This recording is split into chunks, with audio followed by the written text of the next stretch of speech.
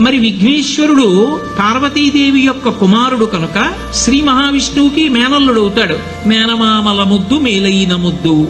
ఓసారి ఎందుకో వైకుంఠానికి తీసుకెళ్లాడు. మేనల్లుడు కదూ, సంతోషంగా తీసుకెళ్లి అక్కడ సుదర్శన చక్రం పెట్టుకున్నాడు. ఇదేమిటో బాగుందని తీసి తొండంలో కింద పెట్టి మింగేశాడు. అయ్యబాబో, ఇది శత్రు సంహారకమైనటువంటి సుదర్శన చక్రం రా, దీన్ని మింగేశాడు పిల్లాడని ఎలా బయటికి తెప్పించాలో అర్థం కాక విష్ణువు మొట్టమొదట ఆ పిల్లాడి ముందు ఇలా చెవులు పట్టుకుని గుంజీలు తీశాడు. గుంజీలు తీస్తే మామయ్య అదేమిటి అంత విచిత్రంగా కిందకి మీదకి ఊగుతున్నామని పడిపడి పకపకా నవ్వాడు. ఆ నవ్వడంలో పొలమారి లోపల ఉన్న సుదర్శన చక్రాన్ని పైకి కక్కాడు. పైకి కక్కడానికి విష్ణువుకి సాధనంగా ఆనాడు గుంజీలు తీశాడు కనుక ఎవరు గుంజీలు తీస్తారో వాళ్ళని చూసి సంతోషించి అనుగ్రహిస్తూ ఉంటాడు.